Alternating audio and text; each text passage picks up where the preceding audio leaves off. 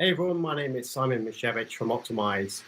I wanted to share with you a little insight that I've been picking up recently. People saying that property investing is dead and that they should not invest in property because of all the tax changes that's been going on. I want to give you a balance, a perspective that my clients and I share with one another. And it is about, should you invest in property? And my argument is this: why should you not invest in property? We all know that the tax changes are going to affect many amateur landlords out there, and they're going to sell their properties in droves. But the big thing that you all got to realize is the fact that property is required by the UK. Not everyone wants to buy a property. People still need a property to rent.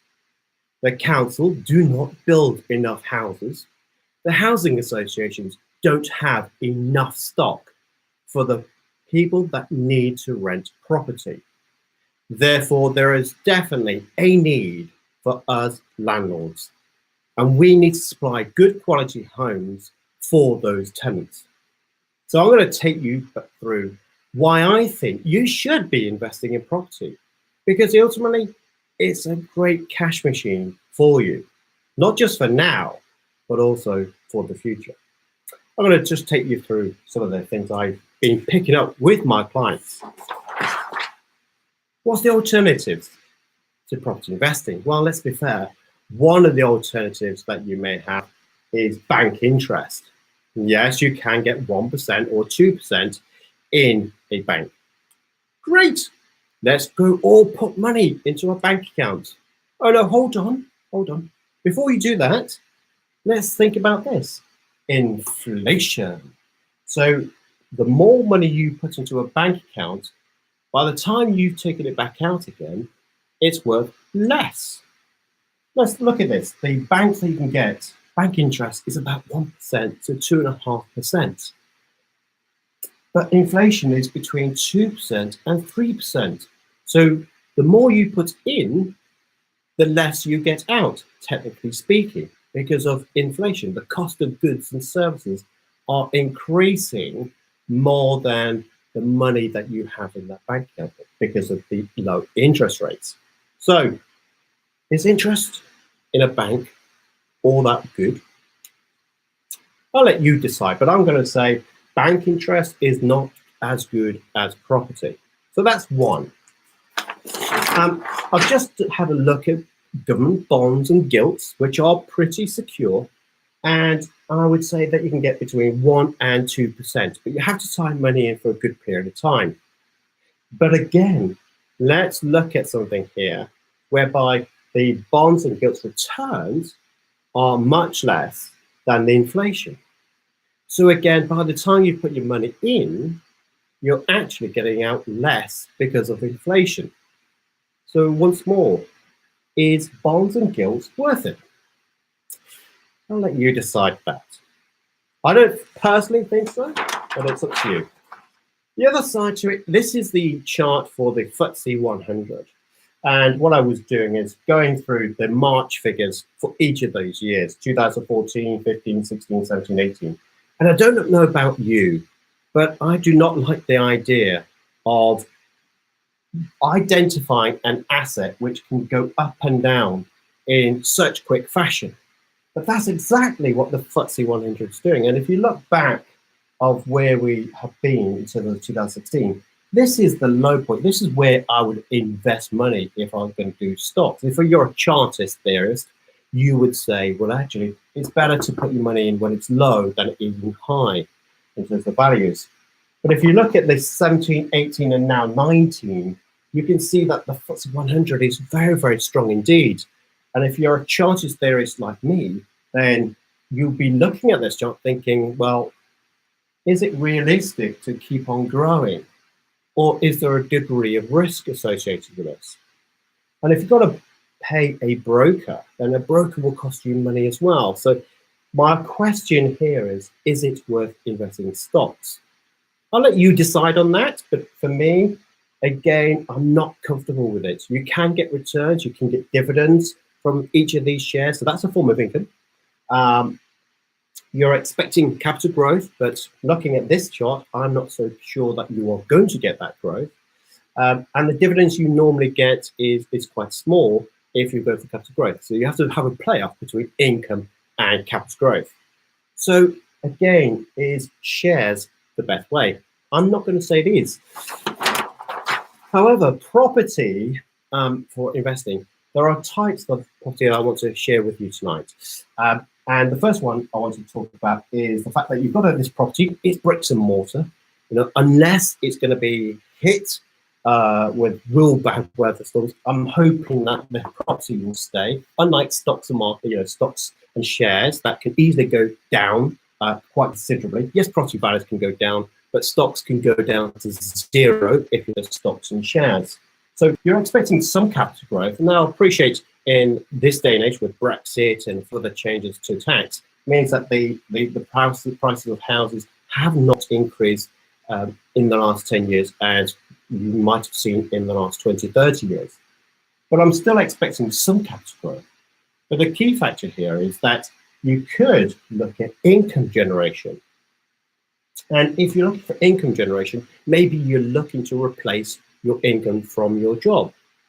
You might want an alternative investment strategy which allows you to generate an income and not to get too bogged down with capital. Just before I leave the capital element, actually, is that you could take one of these properties and have an extension, which is adding value to the property, which means that you are going to increase the value of that property because you've created this extension.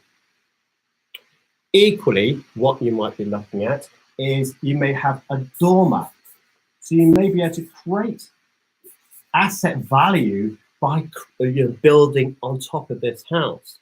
It's quite easy to do these things by adding value. You might take a rundown house that's boarded up and then get it in really good state for you then to sell it on maybe in 5-6 years' time. So there are plenty of opportunities to get capital growth, especially if you purchase a house on a corner plot that allows you to have all these extensions put on. I know many of my clients, funny enough, that take a particular property and then build a house next to it because their land is so big on their corner plot. So what a great way of making more money from an existing asset. So you should be looking at both income and capital growth in any property investment that you make. There are two types of properties I'm going to share with you tonight of the typical properties that my clients of optimized accountants will invest into. The first one is single lets, and then you've got HMOs, houses of multiple occupancy. This is I'm going to explain later on, but these are shared accommodation. This is where you have students and professional lets as well. Single lets are typically your family. So I'm going to break that down for you. Okay, so this is single lets and then this is HMOs. What I like about single lets is it's not much noise. You have a family, you might have some single people in your property. You may have couples that just want to broaden out, take away from their families and live together in a home. Well, that allows that couple to pay you rent. And I'm going to talk about Nottingham. This is where I invest my money. Now, I appreciate there's other locations that are in the UK, which are very different to what I'm going to describe to you. But I would say do your due diligence. Look at things like Rightmove, Zoopla, to find out what kind of rental you can get from your neck of the woods in terms of single lets or HMOs. Spare room is great for HMOs, by the way, so you might want to look at those as well. I'm going to touch on HMOs shortly. But single lets is very good. It's low noise. It allows you to get in Nottingham between, I would say, on average, the property that we have is around about £550 per month. About £550 per month. Hopefully you can see that. I'm going to just get another pen that's small. Here we go. So you can get £550 per month from a good single let. And that, isn't too bad. I mean, the house prices in Nottingham for these kind of things, I would say now on average for a good property is about £150,000. £550 per month, it's not so bad. I'll talk to you about return investment later on. Don't get stuck on that point though, so let me come back to that. Now you've got your rent for HMOs. And what I love about HMOs is that you can take a property and you do this with it. You take one house, and it could be a big house, could be a Victorian house, or a good sized property, put it that way. And what you would do is carve it up like so. And what you've then got, the room in the middle there is tiny. I clearly appreciate that. But what you have now got, you've got 1, 2, 3, 4, 5, 6 potential bedrooms in one property. And they may be for students or professionals. Now, typically, I will go for professionals. I know a lot of people will use HMOs for students because they can get money in advance, so 10 months in advance for many international students. I typically go with professionals because, well, I'm in a professional industry. I kind of get these guys a bit more than students, so I can work with those kind of people. My typical properties, I would say, are those that are commuting into Nottingham but live elsewhere. So they may have a job in Nottingham, but they just need a place to stay Monday to Friday, which is a great way of doing it. But typically what you would have is that you would have a rental income of maybe, let's say, on average, £300. Now, you could have more, you could have less, but I would say £300 per room. And if you've got that by 6, all of a sudden you're looking down the barrel of a good kind of sizable income. Now, would you like that kind of income? £300 times by 6 is a great form of income for you. Now, for me, I would say if I was to get £1,800 to £2,200, which you can get from HMOs, this is kind of the broad range of a lot of our clients, where they won't have a HMO unless they're getting these kind of numbers. And it is achievable. You can get HMOs that generate more than £2,000. And therefore, the return of your money is significantly more. Typical kind of properties of this size in Nottingham, by the way, is around about £200,000. But now we compare that to a single let property of £150,000, but you're getting only £550 rent. Well, you compare that to £1,800, boy, you're talking good difference there, at least 3 times. But you're not paying 3 times the property value to get that kind of rental income. So if income strategy is for you and you want to generate more income, then maybe a HMO is ideal. What I've done for you is this kind of graph, and what I want to do is, many people talk about HMOs, they talk about the money, but they don't talk about the amount of time that you have to invest into that. And what I've done, I've created this graph, this kind of matrix, if you like, and it allows me to look at time and money. Time and money. And what I've done, I've put in low and high in terms of how much time is required on these property structures, and I've looked at money. So high amounts of money, remember the HMO where it's between 1,800 and 2,200, well, that's got to be high in terms of money, but single lets is down there with 550. So for me, it's a lower form of income. However, as I mentioned before, you are looking in terms of time that the property, single lets, is also low maintenance. You have one family in that property, one AST, and hopefully, like many of our tenants, that will stay in the property for 5 years or more. Well, this is low maintenance. You don't have that so much of an issue. However, when it comes to HMOs, especially if you're doing students, that has a quick turnaround. You may have students coming back through the second year, but typically what you'll find is that you'll have a churn. Churn meaning the amount of people that come in, but go out again after a short period of time. HMOs, typically I would say 9 to 10 months, I would find a churn of some of our tenants going in and then back out again. So now I've got 6 rooms in a HMO, 6 ASTs because they are on individual ASTs, I've got 6 amount of people to deal with deposits that I've got to take, if there's any disputes, if there's noise. HMOs, but for me personally, was a lot of noise.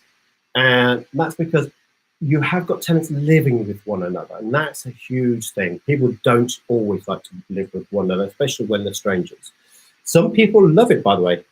Some people love it a little bit too much, if you know what I mean. I'm going to leave that there for your imagination, but I'm going to carry on. There is another property investment strategy, and something I want to share with you. This is something that I have talked at many events and property investment events, and I talk about tax typically, but I wanted to share with you why I still think that property investing in 2019, 2020 is certainly ideal. And that is the strategy that we do. And this is more to do with generating high amount of income, but still the low amount of time. And I'm going to call these micropods. Now, whenever I talk about micropods, people say, well, what is it?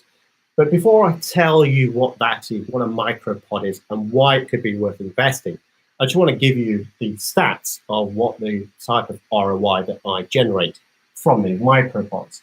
Now, return on investment, 8-12% is fantastic, but we generate more. We get between 12 to 20% ROI on micropods. Okay, so let's talk about micropods and really what they're about. And I'm hoping what I'm saying to you is that if you've got lots of time on your hands, then HMOs is a great entry point. If you haven't got too much time on your hands, but you want to invest in property, then single lets is probably ideal for you. So before I move on, just want to clarify that point. However, you're a bit more adventurous, you're a bit more into the sexiness of property, then you might want to look at what we do. And this is the micropod. So micropods is similar to HMOs, but what you have is a particular property like this. And I'm not going to go into the windows and the doors, but what I'm going to share with you is you could take a good sized building like we did before, but what you have instead is that you break them up and you have flat 1, flat 2, flat 3, flat 4.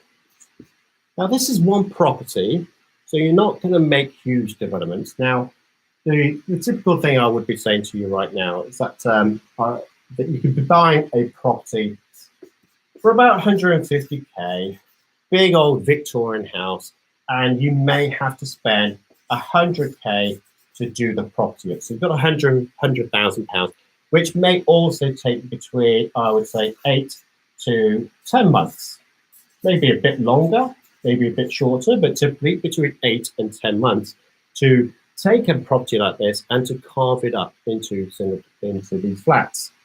Why do I like them so much? Well, the rents you can get on these, if it's good standard properties, and this is where my wife came in to help me with the property investments, is that with these kind of flats, it's not like a HMO whereby you've got to share the rooms, and these are bills included, by the way, typically in terms of HMOs. So the rents I'm showing, you have got to reduce the amount of income you get because you are paying for the bills. The thing is, in here, we do the same thing. We're not split titling this, by the way. All we're doing internally is creating these flats. And that is where the beauty of this investment really comes into its own. Because we may charge £500 per flat. And yes, it's bills included, but we only have one fuse box, one water rate, and one gas pipe that fuels this entire property. So I'm hoping you can see in terms of micropods, yes, it might take a bit longer to do, but when you refinance, if you want to refinance this property, you can refinance it based on for flat or on a commercial basis based on the rental income that you generate. But I want to share with you this very, very quick video of why I think that investing in property is still a great idea. And if you want to know more about how to reduce your tax and invest in a tax environment which is going to generate you lots more return investment than you could possibly imagine, then you might want to check out this video up here.